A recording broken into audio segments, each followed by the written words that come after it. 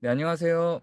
더한공동체교회 매일 5분 묵상. 오늘은 잠언 11장 17절에서 20절. 네, 제가 읽도록 하겠습니다. 인자한 자는 자기의 영혼을 이롭게 하고 잔인한 자는 자기의 몸을 해롭게 하느니라. 악인의 싹은 허무하되 공의를 뿌린 자의 상은 확실하니라. 공의를 굳게 지키는 자는 생명에 이르고 악을 따르는 자는 사망에 이르느니라. 마음이 굽은 자는 여호와께 미움을 받아도 행위가 온전한 자는 그의 기뻐하심을 받느니라. 아멘. 네, 우리가 살아가다 보면 선과 악의 구분이 좀 모호하고 애매해집니다. 그런데 그 선과 악의 구분이 모호하고 애매해지는 이유는 그 당장에 나타나는 결과들이 모호하고 애매하기 때문에 그렇습니다. 사실은 성경이 제안하고 제시하고 있는 선과 악, 그 결과와 상관없는 선과 악만 보면 모호하지 않죠.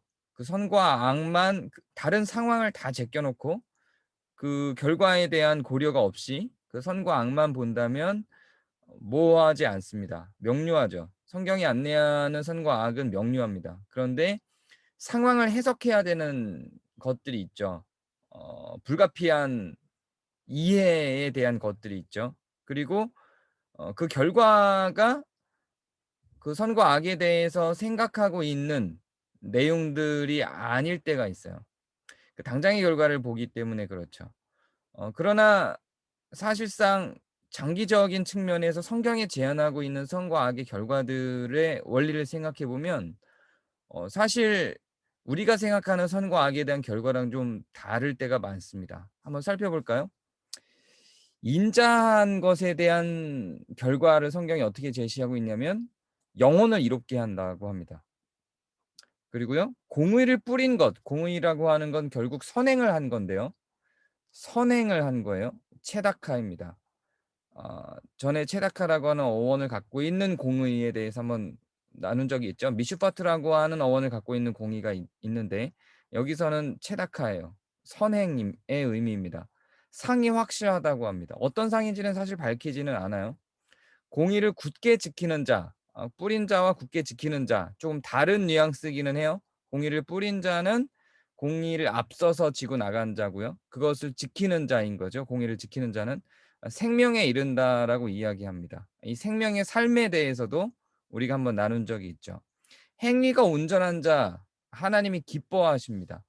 사실상 우리가 생각할 때 눈에 드러나는 어떤 결과는 없어요. 여기에는 영혼이 이롭고요. 하나님이 기뻐하십니다. 상이 확실한데 그게 어떤 상인지에 대해서는 사실 드러난 바는 없어요. 잔인한 자에 대해서 한번 볼까요? 잔인한 자들은 자기의 몸을 해롭게 합니다. 잔인한 자들의 몸은 해로워지겠죠. 당연히 그 사람의 잔인성이 자기를 해치기도 하죠. 폭력성을 갖고 있는 사람들은 상대방을 해치는 만큼 자기의 몸을 해치기도 합니다. 악인의 싹은 허무함이에요. 뭐 죽음, 사망 이렇게 이야기하지 않죠. 그런데 그 다음에 나오는 건 또 사망에 이르러요. 악을 따르는 자 이렇게 사망에 이르죠. 악을 따르면 죽겠네요. 그렇죠? 네, 맞아요. 근데 여기서 말하는 사망은 이 땅에서 우리가 눈으로 볼 수 있는 권선징악의 의미는 아닙니다. 이것을 나중에 요한계시록에서는 둘째 사망이라고 표현을 하죠. 하나님의 심판에 대한 사망을 이야기하는 겁니다. 마음이 굽은 자는 하나님께 미움을 받아요. 그러니까 뭐 잔인하고 악하고 마음이 굽은 이런 악에 대한 표현이 나오는 것에 대해서 지금 당장 뭔가 상해를 입거나 뭐 우리가 쉽게 얘기하는 것처럼 하나님의 명령을 어겼을 때 교통사고 난다거나 이런 식으로 성경은 안내하지는 않는다는 이야기입니다. 분명히 결과는 권선징악의 측면에서 봐도 확실한데 우리가 생각하는 측면으로 진행되지는 않는다는 거죠.